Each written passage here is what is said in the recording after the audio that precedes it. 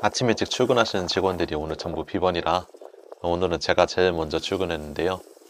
오자마자 노루들이 스물스물 다가오고 있어요. 10마리가 좀 넘습니다. 하루에 딱 2번 공원에서 직원들만 볼 수 있는 장면인데요. 이 시간만 되면 노루들이 직원들을 둘러싸서 기다립니다. 그렇다고 사람에게 경계가 완전히 풀린 건 아니라서 약간만 낌새가 이상하면 다시 경계를 하곤 해요. 13만 평 부지 공원 내에서 노루들이 먹을 수 있는 식물이 생각보다는 많지 않아요. 그래서 하루 2번 공원 내 자유롭게 다니는 노루들에게 따로 먹이를 던져주고 있습니다. 공원을 탐방객에게 개방하기 직전과 마감 이후 각각 한 번씩 줘요.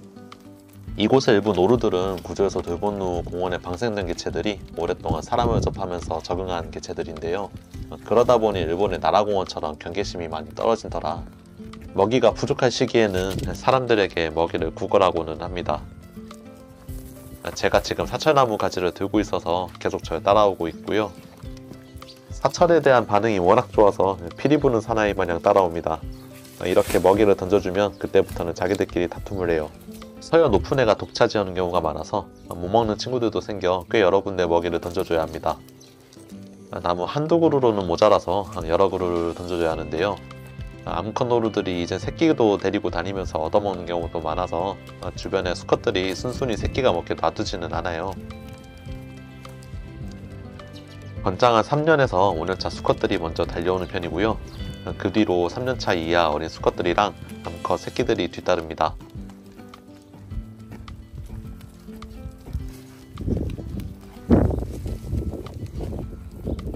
이렇게 앞에 있는 애들이 3년에서 5년차로 가장 왕성한 시기 수컷들이고요. 이렇게 멀찍이 기다리는 게 젊은 수컷, 암컷, 그리고 어린 애기들이에요.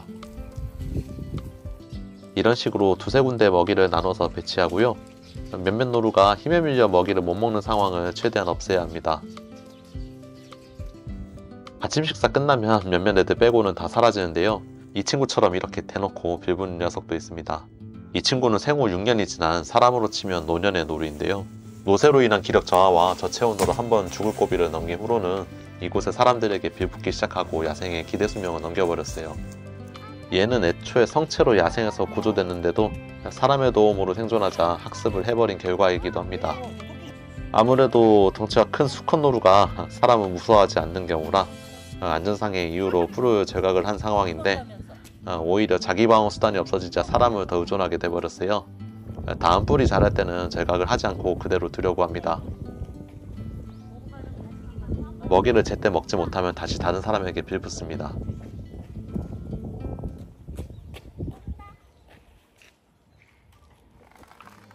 산세장에서 보호받고 있는 암노루도 지금은 잘 지내고 있습니다. 노루들이 가을철에는 짝짓기를 하는 시기인데요. 수컷이고 암컷이고 이 시기에는 성적 활동이 워낙 활발해집니다. 이 암컷은 관절염 등의 문제로 실내에서만 계속 보호를 했었는데 한동안 심심해하는 것 같아서 사육장을 열고 밖에서 지내게 해줬어요.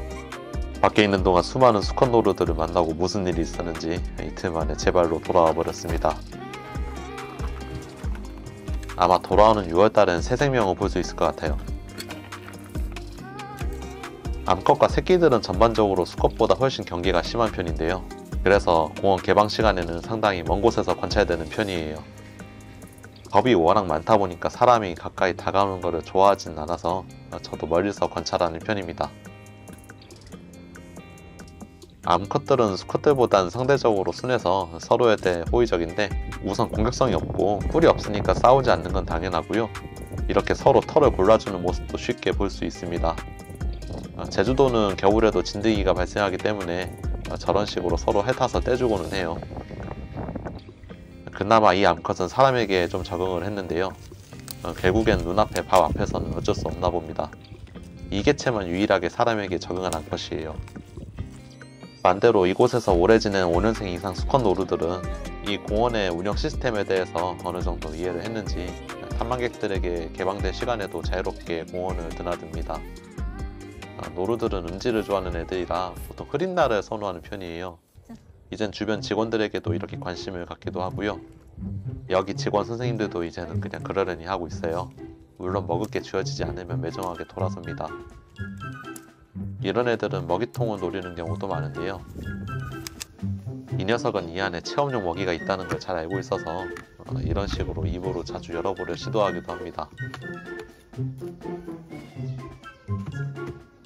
이러다가 가끔씩 우연히 열리는 경우도 종종 있어서 직원들이 상시로 지키고 있어줘야 해요.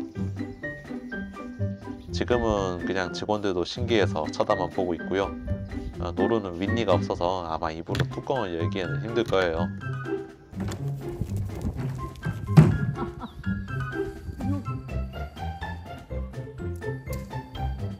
저건 노력이 가상에서 주는 거다.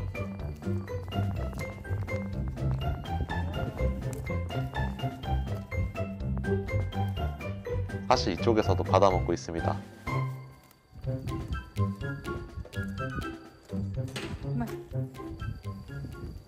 이 한쪽 귀가 찢어진 노루는 6년 전 농수로에 빠져 구조된 개체인데 당시에는 개체 구분을 위해 귀에 인식표를 달았었는데요. 노루들이 그걸 이물질로 인식하고 발로 긁다가 이렇게 귀를 찢는 사례가 생겨서 목걸이로 대체되었습니다. 이 개체 역시 6년간 직원들을 계속 보고 지낸 개체라 밖에서 지내는데도 크게 사람을 안 무서워하는 편이에요. 이게 꼭 좋지만은 않은 게 이렇게 대형 동물이나 천적을 무서워하지 않는 경우가 생길 시에는 들개 같은 천적이 다가올 경우 제때 피하지 못하는 경우가 생겨서 이런 개체들은 결국 공원 밖을 나가지 못하고 여기서 끝까지 보호를 받고 지내야만 합니다. 실제로 공원 안에 들개가 유입될 시에 이런 개체들이 들개에게 가장 먼저 표적이 되어 사냥당하곤 해요. 그래서 이곳은 들개 유입에 상당히 민감한 편입니다. 야, 너무 먹었다. 이제 그만 먹어라. 이런 개체는 직원뿐만이 아니고 탐방객들에게도 호의적입니다.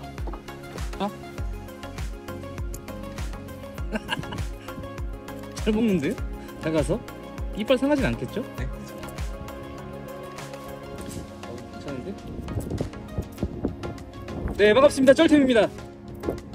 자, 오늘 노루를 만나러 왔는데요. 제가 한 반년 전에 노루 궁뎅이를 여기서 만졌거든요. 5시간 넘어서 탐방객들이 모두 공원을 떠났고요. 저녁을 주려고 먹이를 준비 중인데 또 무섭게 나타나기 시작했습니다. 저녁 시간대는 오름 안에 있던 노루들도 모여들기 시작하는데요. 먹을 것이 없는 가을 겨울에는 20마리 가까이 내려오기도 해요.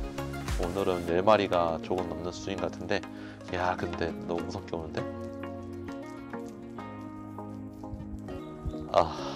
얘들아, 난 가끔 니들이 좀 부담스럽다.